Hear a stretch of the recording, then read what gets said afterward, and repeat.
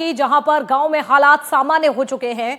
कई घंटों के उपद्रव के बाद इलाके में शांति। मामले में 2 आरोपियों को गिरफ्तार किया गया है। इलाके में अब देखिए यहां पर पुलिस की तैनाती की गई है। चप्पे चप्पे पर पुलिस की नजर बनी हुई है। तो कल 2 समुदाय के बीच में हिंसक झड़प हुई थी। कई घर और वाहनों को आग लगा दी गई थी। लेकिन अब अपडेट आपको दे दे, नई जानकारी है कि फिलहाल स्थिति अब यहां पर सामान्य है, लेकिन कल अचानक से विवाद बढ़ चुका था। तो गरियाबंद के गांव का एक मामला है जहां पर हालात फिलहाल सामान्य बताए गए हैं और अभी फिलहाल स्थिति सामान्य है। लेकिन ये तस्वीरें आपको दिखा रहे हैं, ये कल की है। विवाद इतना ज्यादा बढ़ चुका था कि घरों में, दुकानों में आग लगा दी गई थी। 2 आरोपियों को पुलिस ने गिरफ्तार कर लिया है। इलाके में चप्पे चप्पे पर जवानों की तैनाती है। अभी स्थिति शांत है और आज यहाँ पर एक आरिफ नाम का पुराना आरोपी है, उसके द्वारा गांव में आके ग्रामीणों के साथ मारपीट किए और पास में 2 गांव में भी जाके उसके द्वारा मारपीट किया गया था, जिस पर से थाना राजीव में 3 FIR हुआ है। और उसके बाद ग्रामीणों के द्वारा आक्रोशित होकर गांव में उसमें घरों का उनका घेराव किए और घेराव करके उनके घरों में आगजनी किए और 3 आरोपी गिरफ्तार हो गए हैं और अभी स्थिति सामान्य है। चले और ज्यादा जानकारी लेते हैं। हिमांशु हमारे सहयोगी जुड़ चुके हैं। हिमांशु, 3 लोगों की अब तक गिरफ्तारी हुई है। कौन है ये आरोपी जिन्होंने इस इलाके को डराने की, दहलाने की कोशिश की है? बताइए जरा, कहां तक ये जांच पहुंची है? सर आवाज नहीं आ रही मुझे। अगर आप सुन पा रहे हो हिमांशु, तो इस पूरी घटना के बारे में एक बार जानकारी दीजिएगा और अभी उस इलाके के हालात क्या हैं, ये भी बताइए। देखिए, अभी इस मामले में एक जो नई जानकारी मिली है, इसमें ये बताया जा रहा है कि जो 3 आरोपी हैं मुख्य इसमें है, जो तीनों आरोपी नाबालिग बताए जा रहे हैं। और जब 1 साल पहले जो शिव मंदिर वाली घटना हुई थी, जिसमें तीनों आरोपियों ने शिवलिंग को खंडित किया था, तो उसमें 3 आरोपियों के ऊपर कार्रवाई हुई थी, जिसके बाद इन्हें बाल संप्रेक्षण गृह में भेजा गया था। वहां से तीनों वापस आने के बाद इन्होंने गाँव में जो गाँव के ग्रामीण है उनको डराना धमकाना चालू किया था। और कल हालात इतने बिगड़े थे कि इन्होंने गाँव के 5 से 6 आरोपियों के ऊपर हमला कर दिया था, जिसमें एक आरोपी को एक जो व्यक्ति है उसको चाकू मारकर घायल किया था गंभीर रूप से। 5 का इलाज चल रहा था, जिसके बाद गांव में बवाल हो गया। आप मेरे पीछे ये जो घर देख सकते हैं लाइन से, ये जो गली है, ये पूरी गली में जो विजुअल हम दिखा रहे हैं चैनल में, जिसमें आग लगी हुई है, इस गली के विजुअल है। ये लाइन, ये जो पहला घर है, यहाँ से लेके आखिरी तक ये दूसरे संप्रदाय का घर है, दूसरे समुदाय के लोगों का घर है।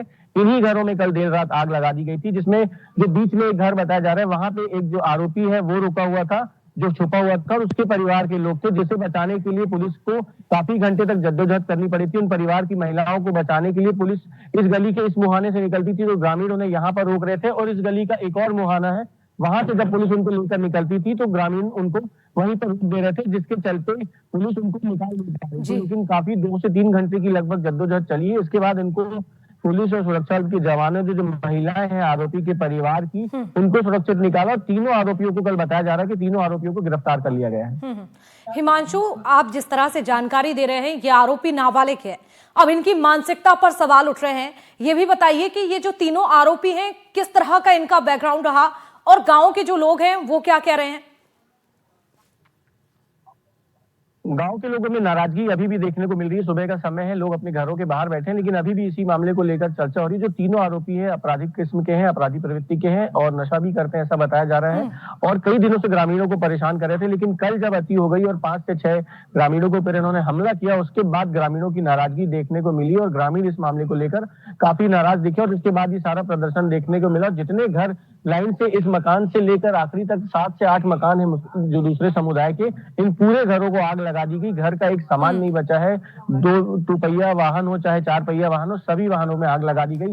लेकिन कल रात को जो रायपुर आईजी है अमरीश मिश्र, वो खुद मौके पर पहुंचे थे। गरियाबंद SP है जो वेदव्रत सिरमौर, वो भी यहाँ पर उन्होंने मोर्चा संभाला था। और अभी गांव को चारों तरफ छावनी के रूप में तब्दील कर दिया गया है और पुलिसकर्मी जो है छत में और गाँव की गलियों में जगह जगह पर तैनात है।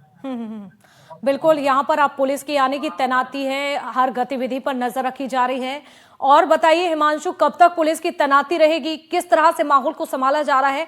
और एक अहम सवाल यह है कि छत्तीसगढ़ में इस तरह की अब घटनाएं जैसे आम हो चुकी हों, घरों में आग लगा देना, माहौल को खराब करना, हथियार लहराना, हाथों में बंदूक लेना और उसके बाद फायरिंग करना, आखिरकार इस तरह की तस्वीरें छत्तीसगढ़ में क्यों बढ़ रही हैं?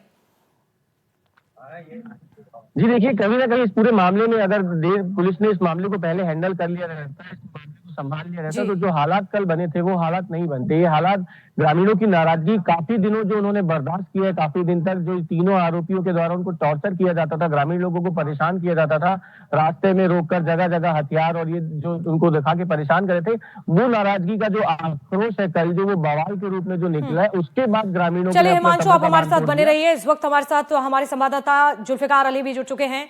जुल्फिकार, इस घटना के बारे में जानकारी दीजिएगा और ये भी बताइए, छत्तीसगढ़ में इस तरह का क्राइम आखिरकार क्यों बढ़ रहा है? ये आरोपी अगर बात की जाए तो तीनों पकड़े गए हैं, तीनों ही नाबालिग थे, लेकिन देखिए किस तरह से घरों में आग लगा दी, दुकानों में आग लगा दी।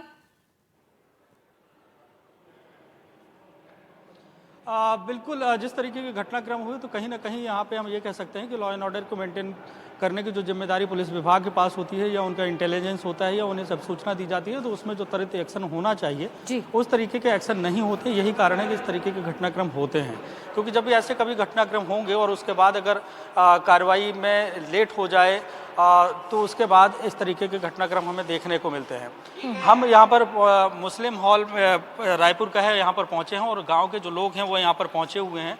हालांकि रूम के अंदर सभी लोग हैं, अभी उनसे हमने बात करने की कोशिश की तो वो अभी बात करने से कतरा रहे हैं। शायद हो सकता है कि वो किसी से बात कर बात करेंगे, लेकिन कुछ लोग और बैठे हुए हैं उस गाँव के, उनसे बात करते हैं। दादा, क्या नाम है आपका?